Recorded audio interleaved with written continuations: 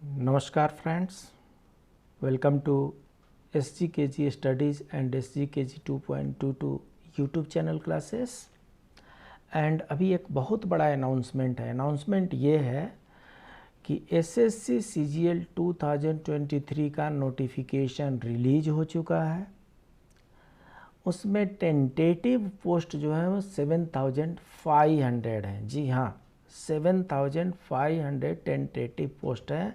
Number of post में increase, और उसका एप्लीकेशन जो है, अप्लाई करने का जो डेट है वो 3 अप्रैल से, दैट मीन्स आज से शुरू हो चुका है। एक लंबे समय से प्रतीक्षा कर रहे थे कॉम्पिटिटर्स कि SSC CGL का कब वैकेंसी निकलेगा, कब नोटिफिकेशन रिलीज होगा, कितने पोस्ट का होगा। तो उन सब का जवाब लेकर के यहाँ पर हम हाजिर हैं, आपको समझने के लिए, आपकी आसानी के लिए, आपकी सुविधा के लिए। ये जो कुछ भी यहाँ पर हम इंफॉर्मेशन शेयर कर रहे हैं वो ssc.nic.in पर अवेलेबल है। आइए समझते हैं। ये गवर्नमेंट ऑफ इंडिया ने ssc.nic.in पर लेकर के आई है कंबाइंड ग्रेजुएट लेवल एग्जामिनेशन 2023 का नोटिस में क्या है? Date for submission of online application. Online application भरने का डेट क्या है? 3 अप्रैल से लेकर के 3 मई तक। दैट मीन्स 1 मंथ तक ऑनलाइन एप्लीकेशन है। कोई हार्ड कॉपी नहीं है, कोई फिलिंग अप फॉर्म नहीं है, सिर्फ ऑनलाइन एप्लीकेशन फिलअप करना है 3 अप्रैल से लेकर के 3 मई के बीच में। ठीक है साहब। पेमेंट जो है, कुछ फ़ी पेमेंट है, 100 रुपीज़ का फ़ी पेमेंट है, हम आगे आपको बताएंगे। फ़ी पेमेंट के लिए उन्होंने ग्रेस पीरियड 1 डे का दिया है। कुछ करेक्शन अगर ज़रूरत पड़े तो करेक्शन के लिए 7 मई से लेकर के 8 मई तक का 2 डेज़ का टाइम दिया गया है। और वेरी इम्पोर्टेंट, टियर 1 का एग्ज़ाम जो होगा उसका टेंटेटिव शेड्यूल जो है वो जुलाई में होगा। कंप्यूटर बेस्ड एग्जामिनेशन होगा। पेपर एंड पेन बेस्ड नहीं है, कंप्यूटर बेस्ड एग्जामिनेशन है। और tentative date will be in July 2023। आप जब फॉर्म भर रहे हैं तो अप्रैल से मई, जून, जुलाई, ऑलमोस्ट 3 मंथ आपके पास टाइम है प्रिपरेशन का। 3 मंथ में आपको बढ़िया से प्रिपरेशन करना है, सो दैट अगर जुलाई में टियर 1 का एग्ज़ाम पड़ता है उसको आप अपीयर हो सके, पास हो सके, सो दैट टियर 2 के एलिजिबिलिटी बन जाए और टियर 2 में भी जब नोटिफाई हो तब उस समय आप अपीयर हो सके। ये एक बहुत सुनहरा मौका है। It's a golden chance for the candidates those who are waiting for the government job. इसमें आइए देख लेते हैं किस किस पोस्ट की वैकेंसी है। तो लेवल 8 जो पोस्ट है, लेवल 8 पोस्ट जो है वो पहले जो ग्रेड पे होता था उसमें 4800 का होता था। तो अप्रॉक्सीमेटली उसी के पैरेलल में लेवल 8 पोस्ट में लेवल 8 में 2 पोस्ट हैं। एक असिस्टेंट ऑडिट ऑफिसर का जिसको AAO बोलते हैं, और एक असिस्टेंट अकाउंट्स ऑफिसर का है। ऑडिट ऑफिसर का C&AG में ही है, दोनों का उसी में एक ही डिपार्टमेंट में है। C&AG में एक असिस्टेंट ऑडिट ऑफिसर का और असिस्टेंट अकाउंट्स ऑफिसर का है। इनका लेवल 8 में है। ये ग्रुप B है और गजिटेड है। ग्रुप B गजिटेड पोस्ट है जिसका पे लेवल 8 है। और इसमें एज लिमिट जो है 18 से लेकर के 30 वर्ष तक है। 18 ईयर टू 30 ईयर है। एज लिमिट जब जो डिसाइड किया जाएगा उसका कट ऑफ डेट जो है 1 अगस्त 2023 होगा। जो एज लिमिट जो कंसिडरेशन होगा उसका कंसिडरेशन एज ऑन 1 अगस्त 2023 के डेट में 18 से लेकर 30 के बीच में होनी चाहिए। दूसरी जो कैटेगरी है वो पे लेवल 7 की है। और पे लेवल 7 में मैक्सिमम ग्रुप B पोस्ट है, एक इनकम टैक्स इंस्पेक्टर को छोड़ करके जो ग्रुप C में आते हैं। बाकी ये सब ग्रुप B पोस्ट हैं। और ग्रुप B पोस्ट में इसमें सेंट्रल सेक्रेटेरिएट में ASO है, इंटेलिजेंस ब्यूरो में ASO है, मिनिस्ट्री ऑफ रेलवे में एएसओ हैं, मिनिस्ट्री ऑफ एक्सटर्नल अफेयर्स में एएसओ हैं। तो ऐसे करके ये डिपार्टमेंट्स में दिए हुए हैं और ये पे लेवल 7 में ग्रुप बी है, सिर्फ इनकम टैक्स इंस्पेक्टर को छोड़ के जो ग्रुप सी में आते हैं। और इसमें भी लगभग जो एज है वो 18 से 30, 20 से 30, 20 से 30 इसी के बीच में है। इसके बाद लेवल 6 है। लेवल 6 में ऑल ग्रुप बी पोस्ट है और इसमें assistant section officer, executive assistant, research assistant different government, central government के डिपार्टमेंट्स में होते हैं। इनका भी एज लिमिट 18 से 30 तक है। एक में 18 से 32 भी है जो जूनियर स्टैटिस्टिकल ऑफिसर का है। इसके बाद से लेवल 5 है। लेवल 5 में ऑडिटर से लेकर के अकाउंटेंट तक है। लेवल 4 है जिसमें पोस्टल असिस्टेंट भी आते हैं, सीनियर सेक्रेटेरिएट असिस्टेंट भी आते हैं, सीनियर एडमिनिस्ट्रेटिव असिस्टेंट भी आते हैं, टैक्स असिस्टेंट भी आते हैं, सब इंस्पेक्टर भी आते हैं। ये सब ग्रुप सी में आता है और इनका एज लिमिट 18 to 27 है। इसमें नोट क्या दिया हुआ है, the commission makes final allotment of post on the basis of merit come preference. तो क्या है, फॉर्म अप्लाई करते समय आपको प्रेफरेंस भी देना है कि मैं ये पोस्ट प्रीफर करता हूँ। सो आपके प्रेफरेंस को भी ध्यान में रखा जाएगा और जो भी आपका टीयर 1 टीयर 2 में जो आपका परफॉर्मेंस होगा उस परफॉर्मेंस के बेसिस पे मेरिट लिस्ट का भी ध्यान रखा जाएगा और उसके बेसिस पे फाइनल अलॉटमेंट होता है। सो नोट 2 में क्या है, while giving preference of post as and when required by the commission the candidate may note that there are a few post like inspector and sub inspector in different departments they are telling which have a specific requirement of physical test and medical standard। सो क्या करना है, preference जब भी देंगे तो ये ध्यान में रखना है कि ये कुछ इंस्पेक्टर्स के पोस्ट हैं, इनके लिए physical standard, physical test, medical standard different है, उसको ध्यान में रख करके अप्लाई करना है। नोट 3 में क्या है, candidate selected for the post of assistant audit officer, assistant accounts officer, that is group B gazetted officer level 8 will be allocated to various offices in department spread across India based on number of vacancies required to be filled up। So जो सबसे ऊपर वाला जो ये था, ये सबसे ऊपर वाला ये है assistant audit officer, assistant accounts officer, ये ग्रुप बी गजेटेड ऑफिसर्स हैं, ये पे लेवल 8 में है। सो इनका बता रहे हैं कि इनके जो होंगे एलोकेशन जो होंगे वो वेरियस ऑफिसेज में होंगे, अक्रॉस द इंडिया होंगे, इसका ध्यान रखना है। Number of vacancies and reservation. So tentative vacancy are approximately 7,500. However, firm vacancies will be determined in due course। समय जैसे जैसे आएगा वैसे वैसे फाइनल डिसीजन होगा, लेकिन टेंटेटिवली अभी 7,500 की वैकेंसी को लेकर के मान के चल रहे हैं। जो भी चेंजेज होंगे वो इस साइट पे ssc.nic.in पर कैंडिडेट्स कॉर्नर टेंटेटिव वैकेंसी पर अपडेट किया जाएगा। State wise, zone wise vacancies are not collected by the commission. ये जो ये वैकेंसी है ये ऑल ओवर इंडिया का है।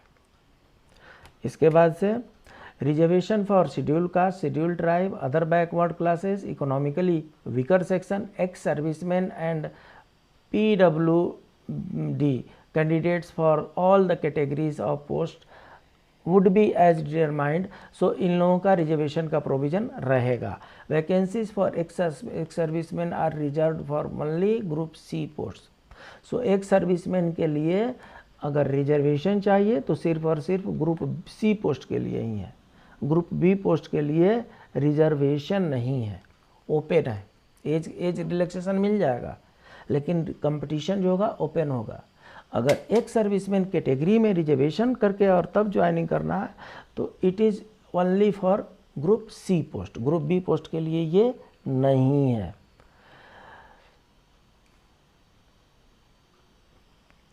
आइए जो एज रिलैक्सेशन है वो एज रिलैक्सेशन हम कैटेगरी वाइज देख लेते हैं। SC ST के लिए +5 ईयर, OBC के लिए +3 ईयर, PWD के लिए +10 ईयर्स, एक्स सर्विसमैन के लिए +3 year after deduction of the military service.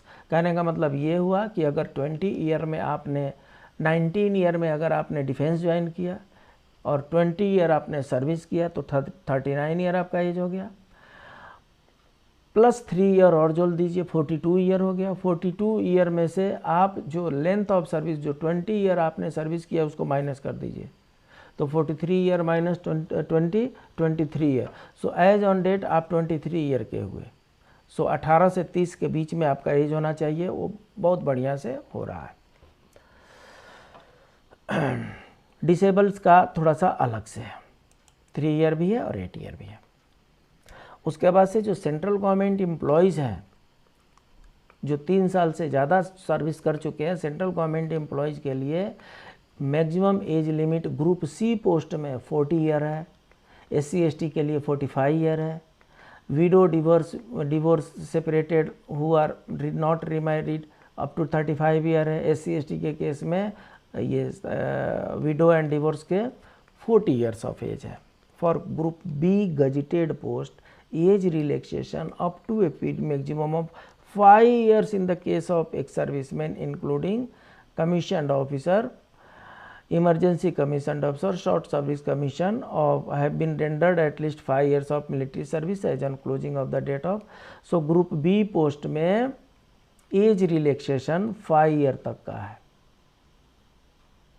Group B post में एज रिलैक्सेशन एक्स सर्विसमैन के लिए 5 ईयर तक का है।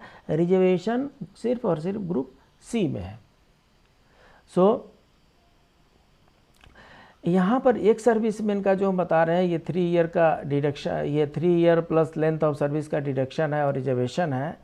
इसमें नोट ये है कि age relaxation ex serviceman reservation is not admissible to son daughter and. कई बार ऐसा होता है कि एक सर्विसमैन के बेटे बेटियां भी एक सर्विसमैन कैटेगरी में अप्लाई करने लगते हैं। It is not applicable for the son and daughter of the ex serviceman, it is exclusively applicable only for the ex serviceman। इसी तरीके से क्रूसिया डेल्ट for claim of SC ST OBC EWS PWD status of any other benefit fee concession reservation age relaxation where not specified otherwise will be 3/5/2023। Normally दिया हुआ है 1 अगस्त 2023 cut off date. जहाँ कहीं भी कट ऑफ डेट मेंशन नहीं किया हुआ हो वो लास्ट डेट ऑफ एप्लीकेशन जो होगा वो होगा, उसी को कट ऑफ डेट माना जाएगा। अब जो इसेंशियल क्वालिफिकेशन है वो असिस्टेंट ऑडिट अफसर और असिस्टेंट अकाउंट्स अफसर का क्या है? Bachelor degree from a recognise university, ठीक है। डिजायरेबल क्या है? चार्टर्ड अकाउंटेंट होना चाहिए। सो फर्स्ट वाला जो लेवल 8 वाला है उसमें ग्रेजुएशन के साथ साथ chartered accountant, cost and management accountant, company secretary, master in commerce MCOM होना चाहिए, master in business studies, master in business administration, master in business economics, ये सब डिजायरेबल है। जूनियर स्टैटिस्टिकल ऑफिसर का एक पोस्ट था, उसके लिए bachelor degree in any subject from any recognised university और institute with at least 60% marks in mathematics at 12 standard, और bachelor degree in any subject with statistics of as one of the subject as degree level. So इस junior statistical officer के लिए या तो 12th class में math में plus 60% marks होना चाहिए और नहीं तो ग्रेजुएशन में स्टैटिस्टिक्स सब्जेक्ट होना चाहिए। स्टैटिस्टिकल इन्वेस्टिगेटर ग्रेड 2, इसमें bachelor degree in any subject with statistics होना चाहिए। रिसर्च असिस्टेंट में इन ह्यूमन राइट कमीशन में bachelor degree from recognized university. Desirable क्या है? मिनिमम 1 ईयर रिसर्च एक्सपीरियंस होना चाहिए। डिग्री इन लॉ और human right from a recognized university होना चाहिए, डिजायरेबल। ऑल अदर पोस्ट, बाकी सब पोस्ट के लिए मिनिमम क्वालिफिकेशन जो है ग्रेजुएशन है और इसीलिए ये CGL कहलाता है, कंबाइंड ग्रेजुएट लेवल का एग्ज़ाम कहलाता है, क्योंकि इसमें मिनिमम एजुकेशनल क्वालिफिकेशन जो है वो ग्रेजुएशन है। The candidate who have appeared in their final year of their graduation can also apply. However, they must possess essential qualification on or before the cut-off date, that is 1 अगस्त 2023. सो जो लोग BA के final year में appear हुए हैं चाहे हो रहे हैं वो भी अप्लाई कर सकते हैं। कंडीशन ये है कि उनके पास रिजल्ट जो होना चाहिए वो 1 अगस्त 2023 से पहले अवेलेबल होना चाहिए। अगर उनका रिजल्ट इसके बाद निकलता है तो उनकी यहाँ पर एलिजिबिलिटी नहीं रहेगी। How to apply? अप्लाई करने के लिए क्या करना है? ssc.nic.in पर जाना है और वहाँ पर जा कर के आपको अप्लाई करना है। अप्लाई करने से पहले फ़ोटो का साइज़ वगैरह देख लेना है, साइन का साइज़ सब देख लेना है, जो मिनिमम रिक्वायरमेंट है वो सब देख लेना है। ध्यान रखना है लास्ट डेट ऑफ एप्लीकेशन जो है वो 3 मई 2023 रात के 11 बजे तक है। ये सब ध्यान में रखना है। फ़ी कितना है? पेएबल फ़ी जो है 100 रुपीज़ है, लेकिन ये फ़ी एग्जेम्प्टेड है। SC ST ex serviceman PWD इनको फ़ी पेएबल नहीं है। सो फ़ी पेएबल जो है वो सिर्फ और सिर्फ इनके अलावा जो जनरल कैटेगरी के लोग हैं उन्हीं के लिए 100 रुपीज़ फ़ी पेएबल है। और ये कमीशन ये कह रही है कि fee once paid shall not be refunded under any circumstances. एक बार आप फ़ी पे कर दिए, चाहे सही किए चाहे गलती किए, वो फ़ी आपको रिफ़ंड नहीं किया जाएगा, इसलिए सोच समझ के भरना है। सेंटर का जो नंबर आता है तो बहुत से सेंटर इंडिया में बनाए गए हैं इस एग्ज़ाम के लिए, क्योंकि इस एग्ज़ाम के अपीयरेंस बहुत ज़्यादा हाई होती है। सो आपको सेंटर जो है अपने नियर बाई सेंटर देना है। नियर बाई सेंटर देने से क्या फ़ायदा होता है? अगर एग्ज़ाम जो है रीशेड्यूल होता है तो रीशेड्यूल में कैंडिडेट जो है वो जल्दी से वहाँ पर पहुँच सकते हैं। नहीं तो कहीं लंबे दूर का उन्होंने दे दिया है सेंटर तो रीशेड्यूल होने के बाद से उनको जर्नी करने में प्रॉब्लम होती है। इसलिए एग्ज़ाम सेंटर अपने नियर बाई का देना है। ये जोन दिया हुआ है, इस जोन के अंदर ये सब आते हैं। इसमें से जो आपको नज़दीक लगता है और जो आपको सूटेबल लगता है वो एग्ज़ामिनेशन सेंटर आप चुन सकते हैं। ये देखिए, ये सब एरिया वाइज ये एग्ज़ामिनेशन सेंटर दिए हुए हैं। इस किसी भी एग्ज़ामिनेशन सेंटर को चुन सकते हैं। बस कंडीशन क्या है? No request for change of centre at any stage will be considered later under any circumstances. So एक बार आपने सेंटर चूज कर लिया, सेंटर को चेंज करने का परमिशन नहीं मिलेगा। इसलिए सोच समझकर सेंटर को चूज करना है। Scheme of examination very important. So इसमें 2 फेज है, Tier 1, Tier 2। So marks scored by candidates in computer based examination if conducted in multiple shifts। सो ये उसका नॉर्मलाइजेशन ऑफ मार्क्स है। सो Tier 1 Tier 2 दोनों कंप्यूटर बेस्ड एग्ज़ाम होंगे और इनके जो सिलेबस है वो इस तरीके से है। स्कीम ऑफ Tier 1 में क्या है?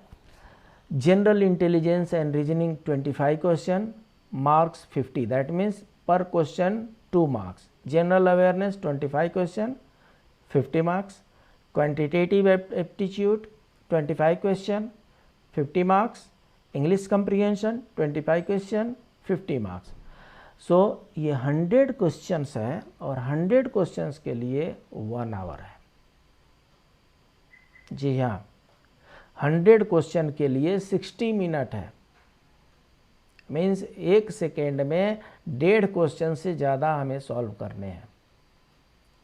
1 मिनट में 1 घंटे 60 मिनट हुआ ना, 1 मिनट में लगभग 1.5 क्वेश्चन हमें एवरेज करके चलना है, तभी हम 90 क्रॉस कर सकते हैं। सो इसलिए थोड़ा सा इसमें स्पीड की ज़रूरत है। स्पीड और एक्यूरेसी दोनों की ज़रूरत है। एक्यूरेसी की ज़रूरत क्यों है? क्योंकि there will be negative marking of 0.50 for each wrong answer. So अगर आंसर सही निकला तो 2 मार्क्स मिलेगा और अगर आंसर गलत निकला तो -0.50 हो जाएगा, कट जाएगा मार्क्स। इसलिए एक्यूरेसी भी होनी है और स्पीड भी होना है, और इसी का नाम तो SSC CGL एग्ज़ाम है। अच्छों के पसीने यहाँ पर छूट जाते हैं। लेकिन ये भी सही बात है कि पास वहीं होते हैं, सक्सीड वहीं होते हैं, मेरिट लिस्ट में उन्हीं का नाम आता है जो एग्ज़ाम फॉर्म भरते हैं और जो अपीयर होते हैं। सो इसलिए अगर आप एलिजिबल हैं तो आप एग्ज़ाम फॉर्म अप्लाई भी करना है और अपीयर भी होना है। ये टीयर 2 है। टीयर 2 में पेपर 1 है और ये पेपर 1 सबके लिए कंपलसरी है। इसमें mathematics, reasoning, English, general awareness section 1 section 2 करके दिया है।